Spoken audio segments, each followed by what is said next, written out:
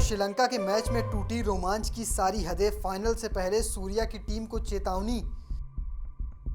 अभिषेक शर्मा के तूफान के बाद संजू और तिलक का धमाका। पहली बार हुआ स्कोर 200 पार।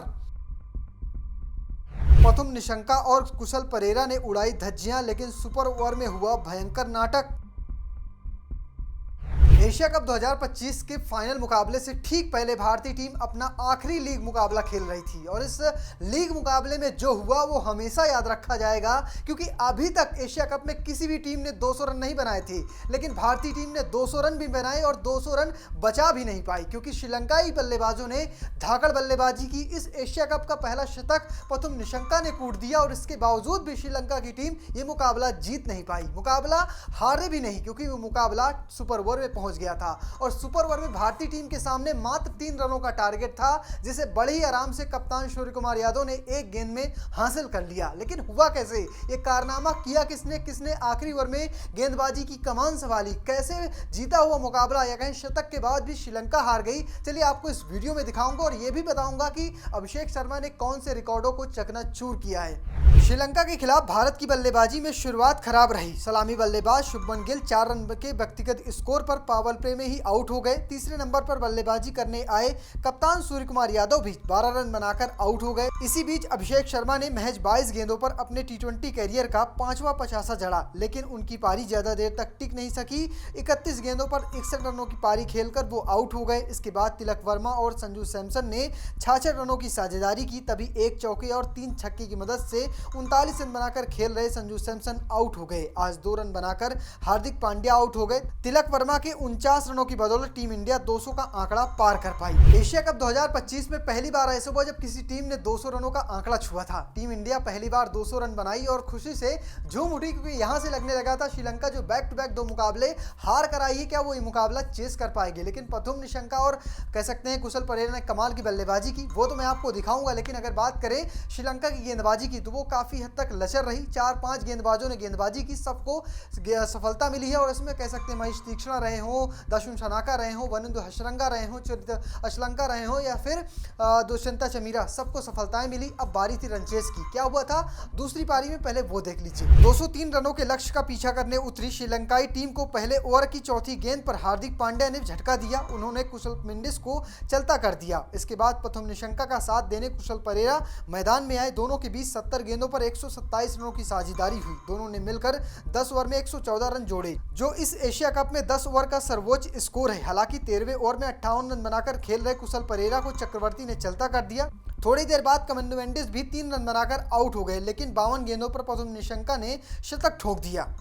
जब प्रथम निशंका ने शतक लगाया उस वक्त लग रहा था भारतीय टीम ये मुकाबला हार गई, क्योंकि 31 गेंदों पर लगभग 47 रन चाहिए थे। लेकिन इसके बाद वरुण चक्रवर्ती, अर्शदीप सिंह और कुलदीप यादव ने सबने कमाल की गेंदबाजी की। कह सकते हैं वो 10 ओवर निकले और इस 10 ओवर के बाद जो 31 गेंद थी वो कह सकते हैं 20 गेंदों पर अब 25 रन चाहिए थे और यहाँ से मामला थोड़ा सा डगमगा गया था। लेकिन जिस तरह से आखिरी ओवरों में गेंदबाजी हुई उसने पूरी तरह से मैच को भारतीय टीम के पाले में डाल दिया। 12 गेंदों में कहें 11 गेंदों पर मात्र 21 रन चाहिए थे और उस ओवर या कहें 19वें ओवर में अर्शदीप सिंह ने कमाल की गेंदबाजी की, सिर्फ और सिर्फ 7 रन खर्च किए और आखिरी जो ओवर आया उसमें 6 गेंदों पर मात्र 12 रन बनाने थे। और इसमें हर्षित राणा गेंदबाजी के लिए आते हैं और हर्षित राणा काफ़ी अच्छी मेहनत करते हैं और कह सकते हैं ये मुकाबला सुपर ओवर में पहुंच जाता है। रन बराबर होते हैं, दोनों टीमें 5 विकेट के नुकसान पर 202 रन बनाती हैं। अब बारी थी सुपर ओवर की। फिर सुपर ओवर शुरू होता है। सुपर ओवर में कह सकते हैं श्रीलंका के 2 बल्लेबाज आउट हो जाते हैं और सिर्फ 2 रन बना पाते हैं। लेकिन इसमें भी एक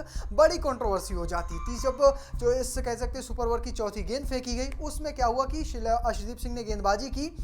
अर्शदीप सिंह ने कह सकते हैं कैच आउट या कहें कैच बिहाइंड की अपील की थी, जिसके बाद एम्पायर्स ने कैच बिहाइंड की अपील में तो उन्हें आउट करार दे दिया गया। और इसी सब के बीच दशुन शनाका रन लेने की वजह से क्रीज छोड़ देते हैं। संजू सैमसन हिट लगाते हैं, जिसके बाद वो रन आउट में काउंट हो जाता है। हालांकि जब एम्पायर का फैसला आता है उसमें थर्ड एम्पायर के पास जाता है और नॉइस से देखा जाता है कि आखिर आउट है कि नहीं है, तो पता चलता है कि कैच आउट तो नहीं है, क्योंकि अर्शदीप सिंह ने अपील की थी। अगर संजू सैमसन अपील करते थर्ड एम्पायर या कहें जो लेग एम्पायर होते हैं तो हो सकता है कि रनआउट के लिए उसे कंसीडर किया जाता है, लेकिन अर्शदीप सिंह ने अपील की जिस वजह से उसे कैच के लिए कंसीडर किया गया। हालांकि आखिरी कहें अगली गेंद पर दशम शनाका शून्य पर आउट हो जाते हैं और इस तरह कह सकते हैं भारतीय टीम के सामने मात्र 3 रनों का लक्ष्य था, जिसे पहली गेंद पर सूर्य कुमार यादव ने हासिल कर लिया है। आपको बता दें कि प्रथम निशंका T20I एशिया कप में शतक लगाने वाले तीसरे बल्लेबाज बन चुके हैं। इनसे पहले बाबर हयात ने शतक लगाया था, उससे पहले विराट कोहली ने साल 2022 में लगाया है और साल 2025 में